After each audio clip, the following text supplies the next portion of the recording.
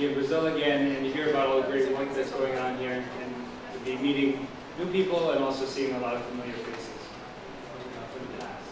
So what I'm going to talk about is related to a lot of the talks that have already been going on today, a bit about participatory surveillance and a little bit of background and why we think it's important and how we think it fits in with other surveillance. And also a bit about how we go from both the challenges and some of the ideas about how we go from the data itself, which is what we collect in surveillance systems, to the kind of information that we can actually make decisions based on. So in surveillance systems, there's some principal things that we want to know. We want to know who's getting sick. We want to know how old they are, if it's gender specific, certain activities involved, when they're getting sick, where they're getting sick, and what they're getting sick with. So in the end, these are the kinds of questions that we're trying to answer with any surveillance system. I've made a little graph here. There's no numbers behind it, but it's just to give an idea of how there's a trade-off between different components of surveillance systems.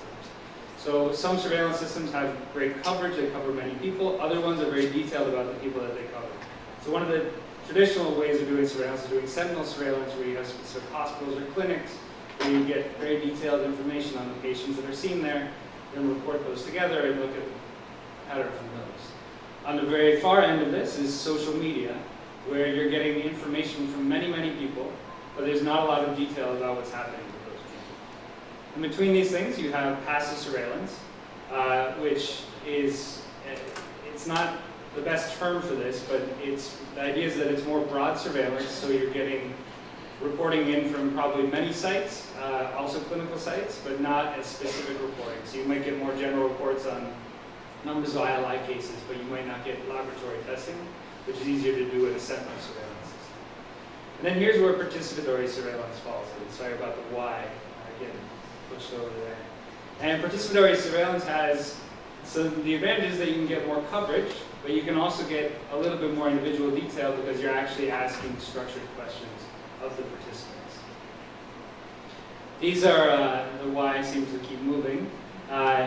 I'm going to go through just a few of the sort of key critical things that we look at in a surveillance system. So one is how fast can you get the information in? And as we've heard already, participatory surveillance systems are very fast. Social media systems can also capture data basically in real time. Traditional surveillance systems are slow. There's a lot of hierarchy involved, testing, data entry that doesn't happen in these other systems. Resource use. So there's obviously a lot of expenses involved with any surveillance system, but participatory surveillance and social media is much less compared to what you need in a traditional system. Scalability, so Salud Boricua, which is the participatory surveillance system that we use in Puerto Rico, is an offspring of Flu Near You. And it was very easy once we had the platform of Flu Near You to create another system for another location, even with different diseases in it. So that it's a very scalable system, and the same can be said with social media. Not so much for traditional surveillance systems where you need to set up your whole reporting hierarchy, testing facilities, train people, and all that, those kinds of things. This is particularly important, and also I guess sort of in the context of this session is mass gatherings, which I'm not going to really address specifically, but a lot of these are themes that run across routine surveillance and mass gathering surveillance. Particularly speed and scalability are really important. We don't want to have to create an entirely new surveillance system every time we have a different mass gathering in a different location with different populations of people. Rather, if we can adapt a system that's easily scalable, that's a great advantage. And obviously, speed is of the essence. Sensitivity is another issue. So traditional surveillance systems, they don't capture as many of the people who are sick. For instance, they don't capture people who are sick and don't go to the doctor. Participatory surveillance systems can capture those. Social media systems can also do that, but to a more limited extent, because they're probably, if they're not very sick, maybe they're not going to report about the mild symptoms that they have or complain about those other things. Structure of the information is another benefit of participatory surveillance systems and traditional surveillance systems. So social media, you can get all sorts of things about fever, and other things that are completely unrelated to actual health issues. Specificity is another challenge. So specificity is in a traditional surveillance system, we can get really detailed clinical data. We can do laboratory diagnostics on people. But participatory surveillance, that's not part of these systems generally. Social media, even less so. Credibility. The traditional surveillance systems are the established ones that people like CDC and the World Health Organization and ministries of health around the world are used to using. Anytime you have something new, there's an issue of credibility where it needs to be built up before it's accepted. And funding goes along with that. So funding of traditional surveillance systems is generally done by the governments, whereas participatory and social media is sometimes done under grants, but a lot of it's been from private foundations and sort of in the research realm, rather than in the Department of Health, Ministry of Health realm, where real long-term funding sustainability comes from. So this is just a brief slide to remind me to mention mass gatherings. So the challenges of mass gatherings are slightly different from some of the other surveillance ones. Basically, you have a lot of people and a really defined amount of time, but you both need to be able to collect and visualize and understand the information and do something about it. So I'm going to just skip ahead to these questions right now. So this is just a brief introduction to Salud Boricua, which is our participatory surveillance site. This was actually, Mark presented a slide on this yesterday, and it looked quite different, and that's because EpiCrowd last night finished and relaunched the new version of Salud Boricua. Thank you, EpiCrowd. Great work. This is a much nicer and user-friendly version of the website. I'm not going to go into a lot of detail, but it asks people once a week to report on symptoms that they've experienced. What's different between this, one of the main differences between this and Flu Near You, other than this being in Spanish and Flu Near You being in English, is that in Puerto Rico, where this happens, we have more acute febrile illnesses than flu. So in the United States, flu is sort of the main one that you can capture if you're catching people with fever and other symptoms. So these are just some surveillance data from Puerto Rico. Dengue is endemic there, much like most of Brazil. Chikungunya recently invaded. Influenza, we have seasonal influenza outbreaks like all the world. We also have leptospirosis that is always happening as well. We actually our leptospirosis data is enough to know that it's present, but we actually don't know what the real patterns are. So here we're doing participatory surveillance. We're asking people about their symptoms. We can only get a few symptoms, but we want to also be able to monitor all of these different diseases and understand if we can actually differentiate.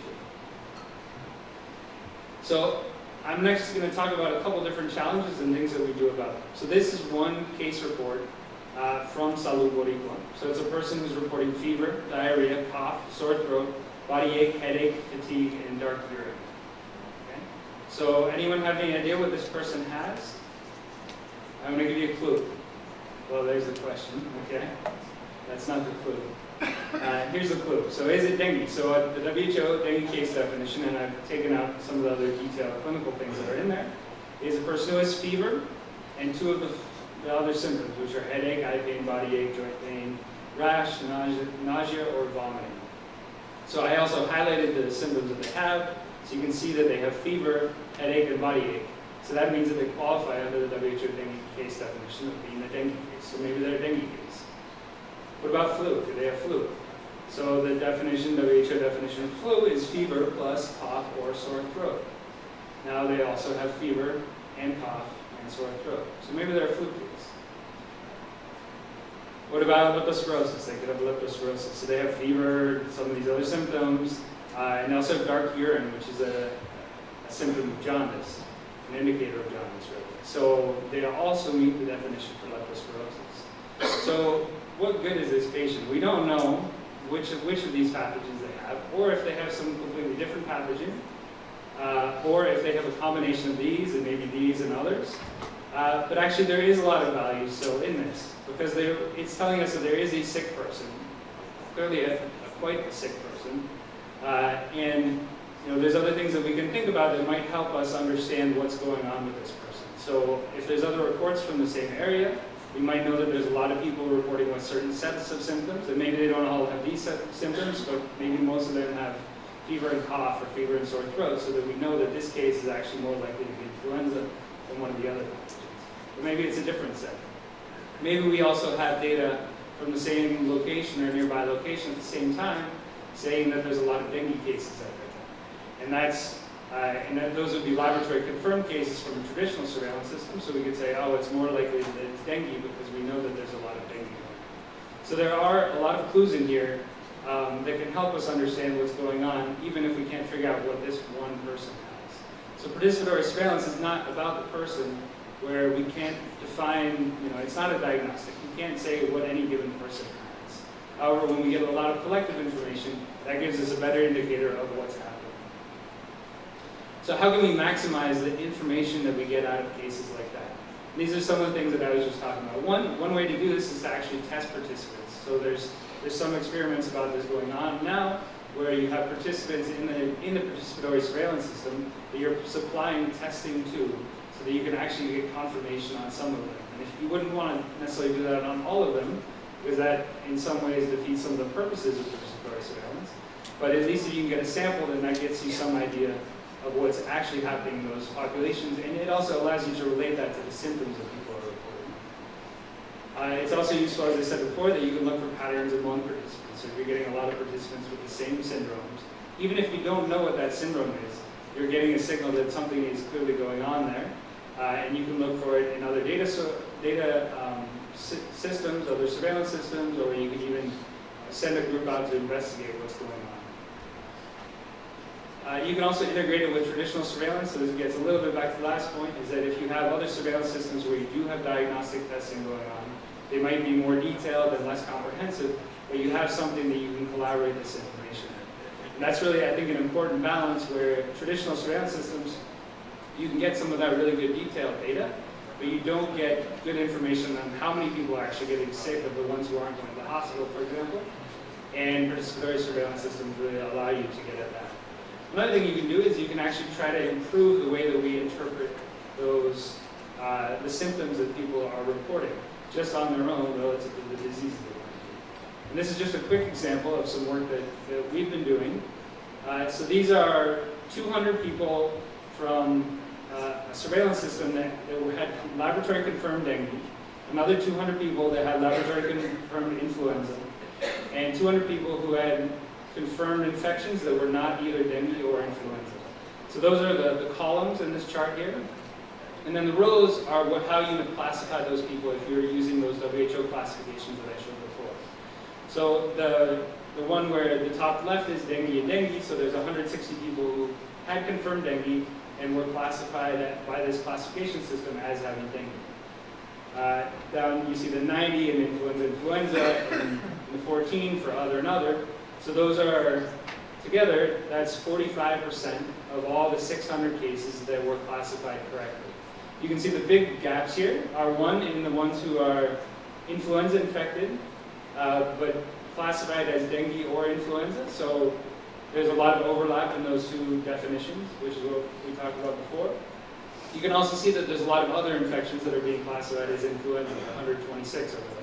And that could be that they are other respiratory infections. So maybe it's just saying that these look like respiratory infections, and a lot of those have symptoms that are shared with influenza. So this is using a slightly more sophisticated model. I'm not going to go into the details of the model, but it's a model where it considers all the symptoms that you have, and rather than saying you meet this criteria, you meet that criteria, it assigns probabilities to each of the diseases. So you can say, what is the most probable disease given the symptoms that this person has? And you can see here that actually the classification does much better. So this is just doing a little bit more sort of research and statistical development on how we take those symptoms and transfer them into what our most likely etiologies are. So there's more work to be done here. I mean, lots of things that could be done. In addition to improving the other things, these are ways that we can help use the data that participatory surveillance is collecting to capture information that's going to help better inform decision making. Here's another challenge. So these are also data from Salud Boricua. So in 1 week, we knew in the system that we had 365 total registered users. We had 62 reports that week, and we had 15 reports of people who said they had some symptoms. And 5 of those reports were people who had symptoms that fit the dengue case definition. So did we have 5 out of 62 people who had dengue, if we want to sort of estimate how many people were sick with dengue? Or did we have 5 out of 365? Because we don't know why those people who are registered didn't report that week. So maybe they didn't report because they're not sick. So what we need to do is understand more about who's reporting and why they're reporting so that we can try to understand that. And we also need to understand the biases in the system. So what if we have a really specific subsample of the population and these aren't actually data that we can extrapolate to other people? So there's a lot of issues associated with this. Ways that we can help improve that information are, one, integrating with traditional surveillance systems again. So if we can get information from participatory surveillance systems that a number of people reporting disease in an area where there's a lot of dengue happening are not reporting very severe symptoms and are not going to hospitals, that helps us understand what the underreporting in the traditional surveillance system is. Because in the traditional surveillance system, you might be catching a very clear picture of what's going on over time, but we know that that's only a subsample of the people who are actually getting it. So this is a way that we can use that data to better understand what's going on the population level and how many people are actually sick. We can also try to understand those reporting patterns better, adjust for them, so that if we know that there's, if a certain proportion of people haven't reported in a long time, maybe are likely to be people who will report when they are sick, we can account for that in our denominator when we're trying to estimate the rates of illness. We can also smooth the data, so we know that what happened last week is related to this week. But if we pretend that those are separate things, we lose some of the information because we know that dengue and influenza are infectious diseases, so people have to be infected over time. And outbreaks don't just come and go from week to week, rather they slowly rise and they slowly fall. So if we consider the data over longer time periods and have that inform the information that's coming out of these systems, we gain power there too. So this is one just very simple example of some of these quandaries, and this is the Saugeen-Nakopa data. And so these are the number. This is actually a rate of reports, so I took the number of people reporting dengue symptoms per week during the Saugeen-Nakopa period, and just divided that by actually it was by day, sorry, this is by day, and took the number of people who reported on that day as the denominator. So this is just the rate of reporting dengue symptoms per report per day. You can see that there's this massive spike here, right? So that is also right when all the initial promotion happened and a lot of people joined Saugeen-Nakopa. I can add a filter on that so that if we found in these systems that a lot of people join because they hear about it and they're interested, so they just join up, but they're also more likely to join when they're sick. So that you're likely to have bias, that you have more sick people when you have a lot of people joining the system. So one thing we can do is filter out people's first or second reports. So if we filter out those first two reports, we get something that looks a lot different. So all this is doing is saying that we're not going to count the first two reports of people because we know that people are more likely to report being ill when they first report. And some of that may even be just experimenting with the system. We can then think about this further and say, we're actually thinking here about these are daily reports, but who are the people who are going to report today? It's more likely to be the people who are sick today. And people who aren't sick, maybe they're going to remember to report once a week. So we can say, well, what about if we just say that these people are sick out of all the people who have reported in the last week, because we expect most of them to continue reporting. So if we just divide that by the number of people who have reported over the last week rather than the ones who report today, we get a different curve again. So there's a lot of different ways that you can think about how people would do this and address that. What's the best way? I don't know yet. And part of what we need to do is understand these patterns and how these relate to traditional surveillance systems so that we have something to compare to them and really figure out how we should be benchmarking these and interpreting this data. This is also data for all of Brazil, so we expect it to be different in different regions of Brazil, and that there's going to be different underlying factors that may influence what's happening. So again, I wanted to get back to the concepts from the beginning that we're trying to figure out who's sick, when they're sick, where they're sick, what they're sick, and that there's tools that help us do this, but also tools that we can develop. So the idea is that we want to get to a place where we have more information about what's really going on in the public health realm, and that doesn't necessarily mean that we have more data. It's about how we use that data. This concept, I think, that we don't need necessarily more data, and maybe even less data to get more information, can lead to more effective surveillance, as well as more powerful surveillance. And so this is a concept that I've been working on with some collaborators. This is a paper on the bottom that they previously published, but we have new research that's following up on this, actually looking at dengue in Puerto Rico. And so the idea here is that you can take a traditional sentinel surveillance system, and if you define what the objectives of that surveillance system are, you can actually redesign it to more effectively capture the data that meets those objectives. So if you do that alone, regardless of any other surveillance, you can actually reduce the number of sites that you need to do surveillance at. So in Puerto Rico, we found that we could use historical data to understand which sites were the most important for reporting, and we could change the system from 115 sentinel surveillance sites to 22, and capture 80 to almost 100% of the same variability that we're looking for. So that's a difference in cases from 100% down to just 40% of the cases. So it's a lot less work, a lot more focused work to capture the same amount of data. But then we can also think about what we can do with digital surveillance. So once we get Salud Boricua really working, or other surveillance tools, we think we can decrease that number even more, because then we're getting more sources of information to better understand what's happening on the population. So a couple more slides here.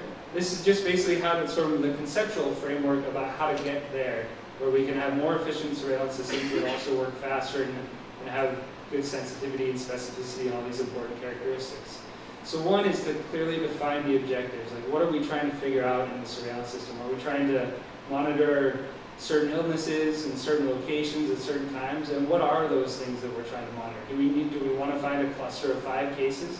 Or do we want to know when a city has 100 cases? Do we want to know them in hospitals? Or worried about how many beds they have available and they have to set up a new triage system? These are all important decisions that are related to those objectives. And if we don't have those well defined, it's hard to develop a surveillance system that really targets meeting those objectives effectively. So we also need to establish the systems.